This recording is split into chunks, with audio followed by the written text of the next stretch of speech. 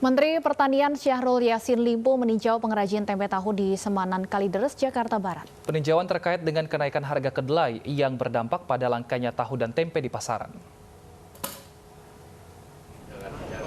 Kenaikan harga kedelai menyebabkan tahu dan tempe langka di pasaran. Saat meninjau industri tahu tempe di Kalideres, Mentan Syahrul Yassin Limpo menyatakan segera mengambil langkah untuk mengendalikan harga kedelai. Di antaranya dengan menjaga pasokan kedelai, pemerataan distribusi kedelai pada pengrajin dan mendorong produksi kedelai lokal. Mentan menargetkan harga kedelai bisa kembali normal dalam 100 hari ke depan.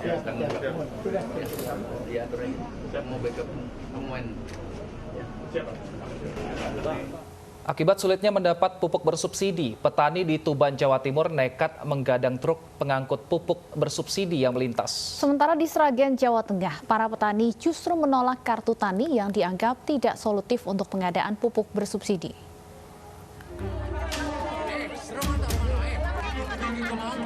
Petani Desa Jadi, Kecamatan Semanding, Kabupaten Tuban nekat mengadang 3 truk pengangkut pupuk bersubsidi yang melintas karena sulit mendapatkan pupuk bersubsidi.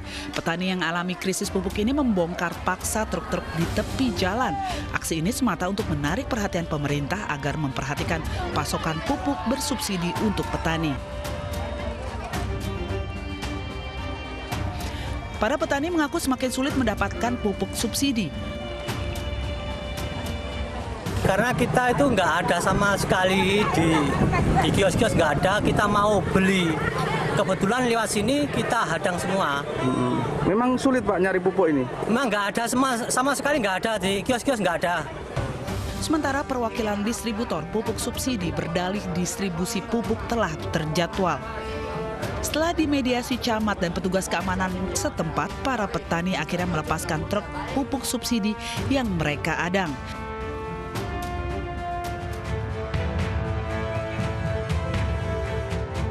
Sementara di Sragen, Jawa Tengah, para petani mengeluhkan program kartu tani yang dituding tidak solutif. Program yang berjalan sejak tahun 2015 tidak berjalan dengan baik.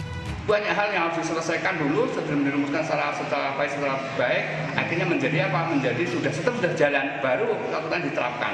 Kita petani akan ikut saja kalau kita akan ikut. Kalau itu tidak bisa, sistem tidak jalan, lebih baik laksanakan sampai sistem itu bagus, baru dilaksanakan. Kalau tidak bisa, ya udah, tidak usah pakai kartu tani. Dengan skenario tadi yang di depan saya tadi, kasihkan saja dalam bentuk uang atau dalam bentuk satu uang ke petani atau kelompok tani.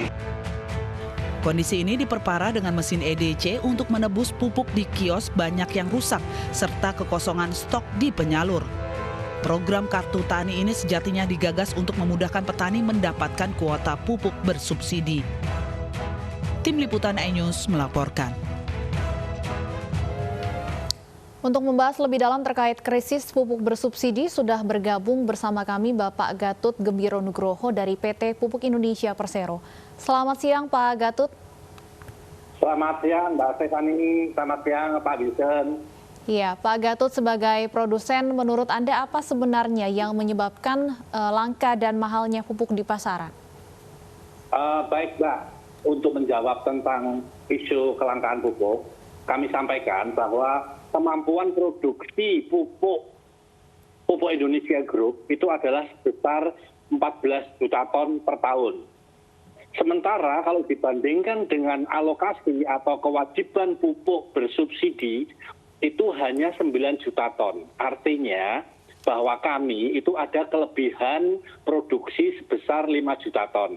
Ini hanya menunjukkan bahwa kami siap menjalankan tugas untuk menyalurkan pupuk bersubsidi. Terkait dengan isu kelangkaan ataupun bagaimana ini kok pupuk tidak ada di tempat, ini terutama isunya adalah untuk pupuk bersubsidi. Tentunya untuk pupuk bersubsidi itu ada mekanisme cara pembelian atau penyaluran. Yaitu mekanismenya bahwa yang bisa membeli pupuk bersubsidi itu adalah petani yang sudah masuk dalam kelompok tani dan kemudian menyusun rencana kebutuhan pupuknya atau disebut RDKK pada umumnya, kemudian akan disesuaikan dengan jumlah alokasi subsidi dari pemerintah yaitu berapa besar APBN yang dialokasikan untuk pupuk bersubsidi ini. Jadi pada umumnya petani yang tidak mendapatkan pupuk bersubsidi itu karena petani ini belum mempunyai kelompok tani. Atau kalau sudah punya kelompok tani, dia belum menyusun RDKK.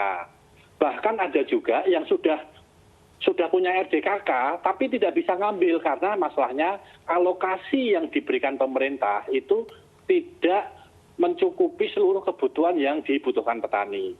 Sehingga saya sampaikan bahwa kelangkaan itu sebenarnya tidak ada. Saya yakinkan tidak ada karena kondisi produksi kami dan stok-stok kami di daerah itu sangat mencukupi dari gambaran tentang produksi kami tersebut. Mengenai mahal, Mbak, mengapa kok pupuk mahal? Sebenarnya harga pasar pupuk itu, ya terutama urea ini, saya ambil contoh urea, itu di pasar itu adalah 5.000 per kilo. Namun untuk petani subsidi harganya hanya 1.800, artinya harga yang diberikan ke petani oleh pemerintah itu adalah 30 sampai 35% dari harga pasar.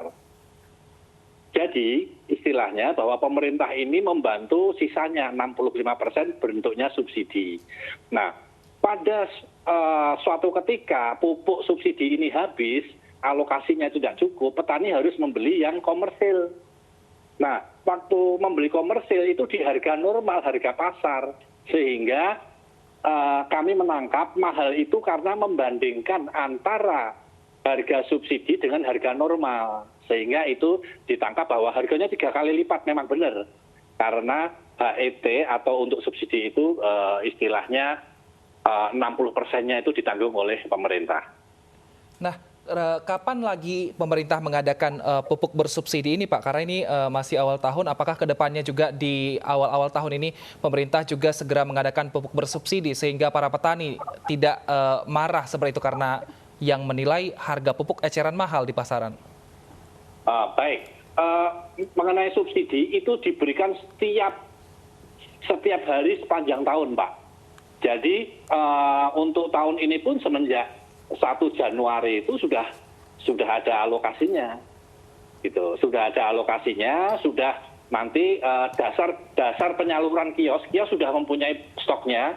Kami mempunyai stok di provinsi, mempunyai stok di kabupaten, dan di kecamatan itu dimiliki oleh distributor dan kios. Itu penyalurannya adalah berdasarkan tadi alokasi yang melalui surat dari kabupaten. Jadi itu Pak, nanti ada surat dari kabupaten kepada kios, ini jumlahnya sebesar ini untuk kabupaten ini untuk bulan Januari, Februari, Maret, April sampai Januari Pak. Jadi itu adalah sudah terdaftar karena memang di pupuk ini siapa yang berhak itu petaninya sudah terdaftar, jumlahnya sudah ada. Begitu Pak. Mengenai harga eceran, jelas harga eceran itu berarti adalah harga eceran itu adalah harga komersil Pak, yang tadi saya sebutkan per kilo 5.000 tadi Pak. Itu harga eceran pasti mahal, bukan mahal, harganya wajar. Tapi karena subsidi itu diberi bantuan pemerintah terkesan murah gitu Pak. Baik. Artinya memang semoga kita harapkan ini pupuk bersubsidi setiap harinya bisa terus ada sehingga bisa memenuhi permintaan dari para petani kita ya Pak ya. Terima kasih. Terus ada, Pak. Dari 1 Januari sampai 30, jadi tidak ada putusnya Pak. Baik. Dari tahun ke tahun nggak ada putusnya Pak. Baik, terima kasih. Pun tidak ada putus. Ya. Terima kasih Pak Gatot telah bergabung bersama kami di iNews Siang. Selamat beraktivitas kembali Pak. Terima kasih Pak Mirsa, terima kasih Pak. Pemirsa, Menteri Pariwisata dan Ekonomi Kreatif Sandiaga Salahuddin Uno bersama Menteri Pemuda dan Olahraga Zainuddin Amali membahas program percepatan pengembangan wisata berbasis olahraga atau sport tourism di tanah air. Wisata berbasis olahraga ini diharapkan mampu mendongkrak wisatawan di tengah masa adaptasi kebiasaan baru.